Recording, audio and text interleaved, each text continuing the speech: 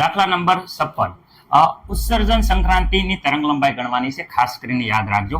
જો અહીંયા વાત કરે છે કે 1.3225 નેનોમીટર ત્રિજ્યાથી શરૂ થઈ, ત્રિજ્યા આપેલી છે વિદ્યાર્થી મિત્રો, ખાસ યાદ રાખજો, શરૂ થઈ અને 211.6 પિકોમીટર પર અંત પામે છે. તો આ સંક્રાંતિને જે શ્રેણી લાગુ પડે છે તેનું નામ આપણે આપવાનું છે અને વર્ણપટનો વિસ્તાર જણાવવાનો છે. વિદ્યાર્થી મિત્રો, દાખલો હાવ ઈઝી છે.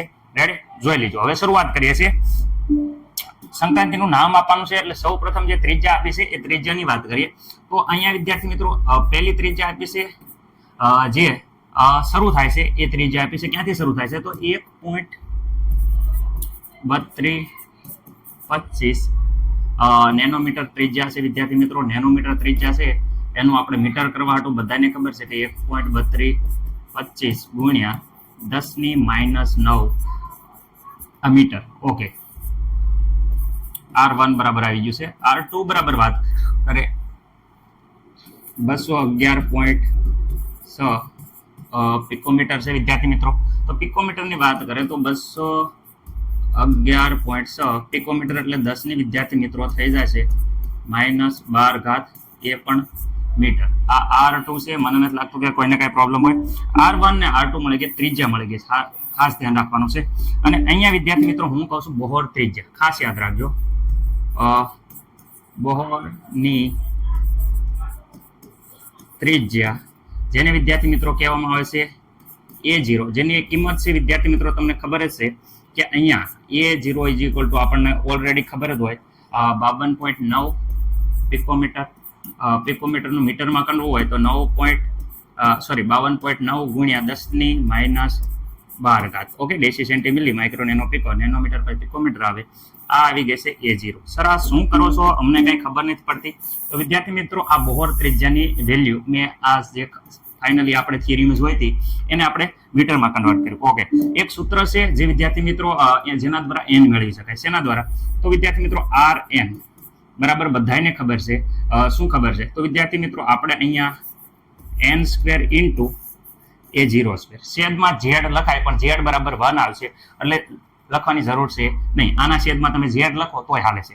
ઓકે, હવે વિદ્યાર્થી મિત્રો આપણે n મેળવવાનો છે. તો n મેળવવા માટે તમને ખબર છે આ Rn ના છેદમાં આ જોઈ શકો છો Rn હતો, આ સામેની સાઈડમાં જશે તો A0 છેદમાં થઈ જશે. ઓકે, સ્ક્વેર સર કાઢી નાખવો છે, ખાલી આપણે n રાખવો છે. સ્ક્વેર કાઢવો હોય તો અહીંયા વિદ્યાર્થી મિત્રો 1/2 થઈ જશે. આ સૂત્રમાં બંને કિંમત મૂકી દઈએ. ચલો પહેલા સૌ પ્રથમ મૂકી દઈએ. તો અહીંયા વિદ્યાર્થી મિત્રો n1 કહી દઈએ. શરૂઆત કરીએ તો અહીંયા જોઈ શકો છો ત્રિજ્યા 1.3225 ગુણ્યા 10⁻⁹ છે વિદ્યાર્થી મિત્રો. આ થઈ ગઈ મીટર. ઓકે, અને અપોનમાં તમે જોઈ શકો છો અપોનમાં અહીંયા a બરાબર તો અહીંયા વેલ્યુ આપી છે 52.9. ઓકે, અહીંયા 10⁻12 વિદ્યાર્થી મિત્રો, એ પણ વિદ્યાર્થી મિત્રો મીટર છે. અહીંયા 1/2. ઓકે, હવે વિદ્યાર્થી મિત્રો અહીંયા સાદું રૂપ તમે વ્યવસ્થિત રીતે આપશો તો તમારો જવાબ આવશે 0.025. ઓકે, ગુણ્યા અહીંયા 9 માંથી 12 જાય તો તમને ખબર છે કે આ 12 છે, ઉપર જશે તો +12 થઈ જશે એટલે 9 માંથી 12 જશે તો વિદ્યાર્થી મિત્રો 3 ઘાત આવશે અને એ પણ પ્લસ આવશે. Okay sir, 1/2. ઓકે, તો અહીંયા વિદ્યાર્થી મિત્રો આવશે 3 ઘાત, 3 વડે ગુણ નાખજો 25 અને 25 અડધો. ઓકે, 25 નું વર્ગમૂળ વિદ્યાર્થી મિત્રો કાઢશો તો આપણને બધાને ખબર છે 25 નું વર્ગમૂળ વિદ્યાર્થી મિત્રો 5 આવે છે. તો n બરાબર અહીંયા 5 મળી જાય છે. ઓકે સર, એવી જ રીતે વિદ્યાર્થી મિત્રો તમારે n2 બરાબર મેળવવા હોય આ n1 બરાબર આ સૂત્રનો ઉપયોગ કરો. રેડી, આ સમીકરણનો ઉપયોગ અહીંયા કરો કે ભાઈ અહીંયા n2 બરાબર આપણને બધાને ખબર છે કે Rn અપોનમાં A0 1/2. ઓકે, વર્ગમૂળ એટલે 1. ઓકે, અહીંયા આમાં કિંમત મૂકી દો તો વિદ્યાર્થી મિત્રો અહીંયા Rn હવે અહીંયા બીજા નંબરની લેવાની છે. જોઈ શકો છો ત્રિજ્યા 211.6 ગુણ્યા 10⁻⁻ વિદ્યાર્થી મિત્રો 12 મીટરમાં. ઓકે સર, અહીંયા a ઇઝ ઇક્વલ ટુ તો અહીંયા રહી 52.9 ગુણ્યા 10⁻12 એ પણ વિદ્યાર્થી મિત્રો મીટરમાં.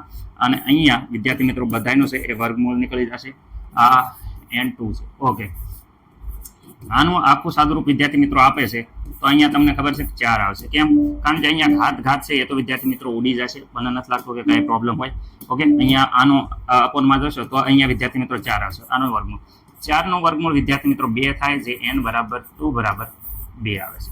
આમાં જોઈ શકો છો કે વિદ્યાર્થી મિત્રો 5 માંથી ક્યાંથી n બરાબર 1, ક્યાંથી વિદ્યાર્થી મિત્રો 5 માંથી ઓકે n2 બરાબર 2 માં શું થાય છે? સંક્રાંતિ થાય છે વિદ્યાર્થી મિત્રો. તો આ સંક્રાંતિને કઈ સંક્રાંતિ કહેવાય છે? તો બીજી શ્રેણી વિદ્યાર્થી મિત્રો બામર શ્રેણી છે, એટલે સંક્રમણ બામર શ્રેણીમાં થાય છે એમ કહીએ. શું કહેવાય આ વિદ્યાર્થી મિત્રો? કે અહીંયા સંક્રમણ કયું થાય છે વિદ્યાર્થી મિત્રો? ખાસ યાદ રાખજો, બામર શ્રેણીમાં થાય. ઓકે, અહીંયા જોઈ શકો છો તમને. મને નથી લાગતું કોઈને કઈ પ્રોબ્લેમ હોય. ઓકે સર, આમાં મને નથી પ્રોબ્લેમ. ઓકે, હવે વિદ્યાર્થી મિત્રો તરંગ સંખ્યાનું સૂત્ર તમને બધાને ખબર છે. તરંગ સંખ્યા બરાબર 106 પોઈન્ટ વિદ્યાર્થી મિત્રો 109.777. આમાં મને નથી લાગતું કોઈને કોઈ પ્રોબ્લેમ હોય. ઓકે, અહીંયા પહેલા શરૂઆતમાં જ્યાંથી અંત ક્યાં થાય છે તો 2, તો વિદ્યાર્થી મિત્રો 2 નો સ્ક્વેર માઇનસ શરૂઆત ક્યાંથી થાય છે 5, તો 5 નો સ્ક્વેર. ઓકે, આનું અહીંયા પાછળ આવશે સેન્ટીમીટર ઇન્વર્સ. ઓકે, આનું આખું વિદ્યાર્થી મિત્રો તમે સાદુરૂપ આપશો તો આપણો આખો જવાબ જ ડાયરેક્ટ હું લખું છું, કંઈક આવો આવશે. તમે સાદુરૂપ આપીને જોઈ લેજો. કેટલી વાર આ દાખલા ગણાયા છે, એટલે મને નથી લાગતું કે કોઈને કંઈ પ્રોબ્લેમ હોય.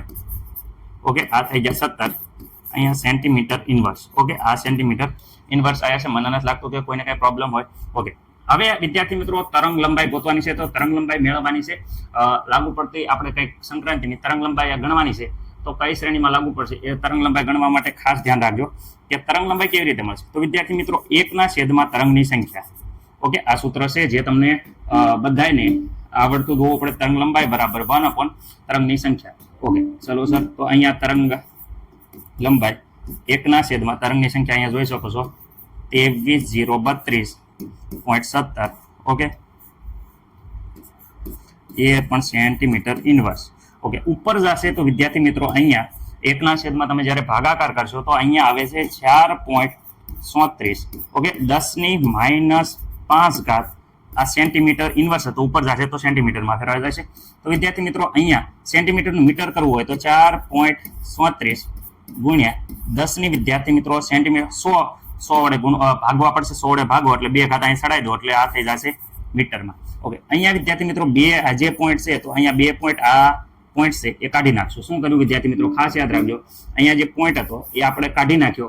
એટલે વિદ્યાર્થી મિત્રો અહીંયા ઘાતમાં અહીંયા જે ઘાત છે એમાં ફેરફાર થશે. એટલે વિદ્યાર્થી મિત્રો હું કહી શકું છું કે અહીંયા 10⁻⁹